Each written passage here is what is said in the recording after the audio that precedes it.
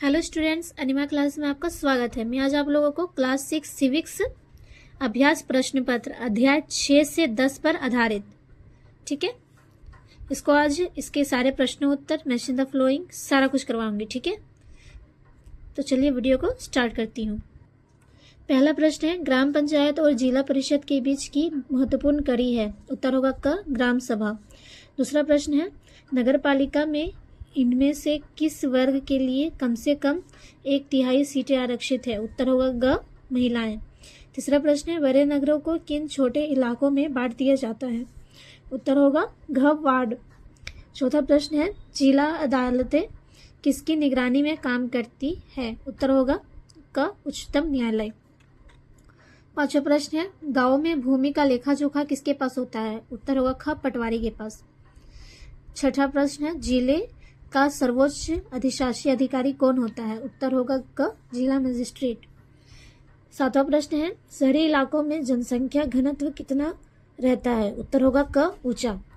आठवां प्रश्न है, इनमें से कौन सी क्रांति दूध के साथ जुड़ी है। उत्तर होगा ग, श्वेत क्रांति। दूसरा में रिक्त स्थान को पूर्ति करना है, खाली स्थान को भरना है, ठीक है। पहला प्रश्न है, गांव के लिए लोगों के लिए वस्त्रों की सिलाई डेस करते हैं। उत्तर होगा शिल्पकार।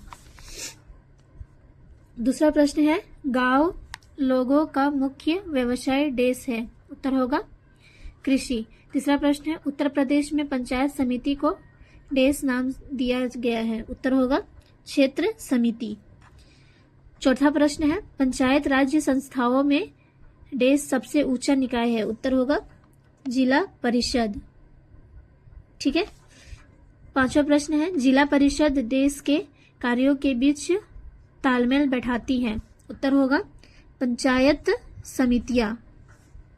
छठा प्रश्न है, नगर निगम देश नगरों में स्थापित किए गए हैं। उत्तर होगा बड़े नगरों में, ठीक है। तीसरा में परिभाषा बताना है, ठीक है। पहला है कानूनगो।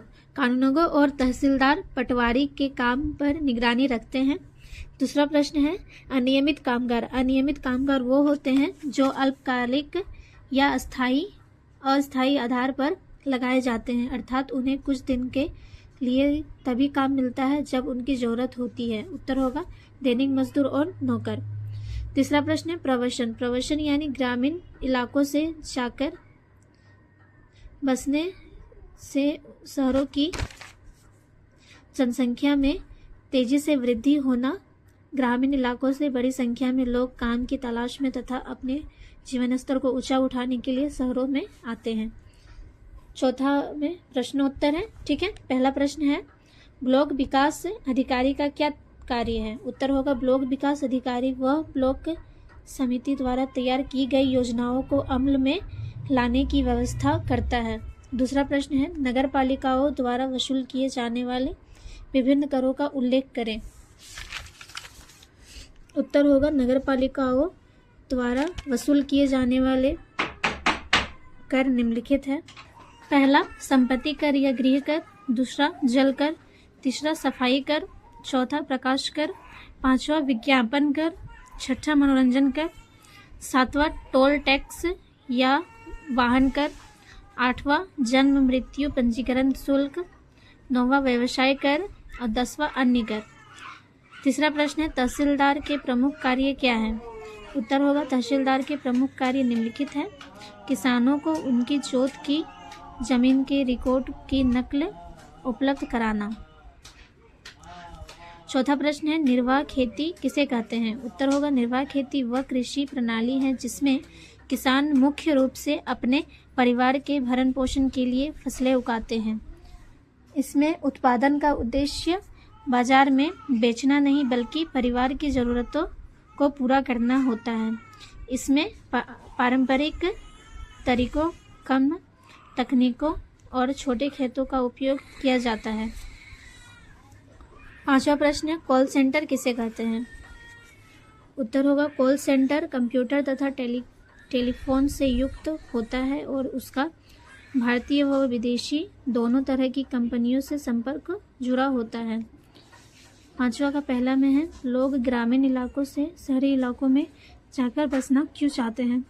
उत्तर होगा लोग ग्रामीण इलाकों से शहरी इलाकों में जाकर बसने के निम्नलिखित कारण है। पहला कारण गांवों में शिक्षा तथा चिकित्सा सुविधाओं का अभाव।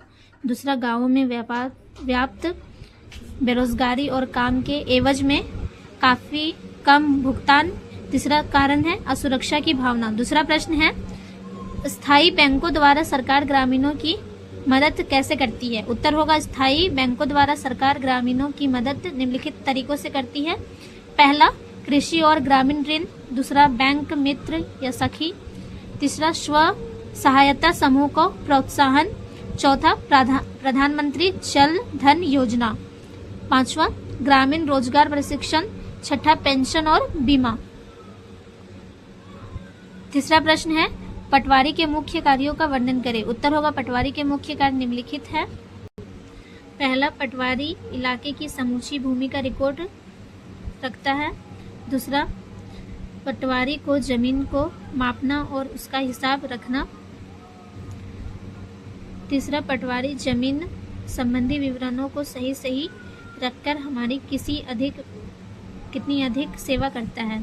चौथा प्रश्न है, नगर निगम के गठन पर एक संक्षिप्त नोट लिखिए। उत्तर होगा नगर निगम के एक निर्वाचित निकाय होता है। इसकी महापरिषद में सभी वयस्क नागरिकों द्वारा चुने हुए सदस्य होते हैं। चुनाव के लिए शहरों को वार्डों में बांट दिया जाता है। हर वार्ड को अपना एक सदस्य चुनना पड़ता है। पांचवा प्रश्न है, जिला परिषद के किन्हीं 4 कार्य बताइए। पहला कार्य है समाज में कमजोर वर्गों के कल्याण को बढ़ाना। दूसरा है सिंचाई और जल प्रबंधन की छोटी योजनाओं को चलाना। तीसरा है सूखे तथा अकाल की स्थिति में राहत प्रदान करना। और चौथा कार्य है सार्वजनिक वितरण प्रणाली पर ध्यान देना। तो मैं आज आप लोगों को 6 से 10 पार्ट तक आधारित सारे प्रश्नों का उत्तर करवा चुकी हूँ। आशा है कि वीडियो आपको पसंद आया होगा। धन्यवाद।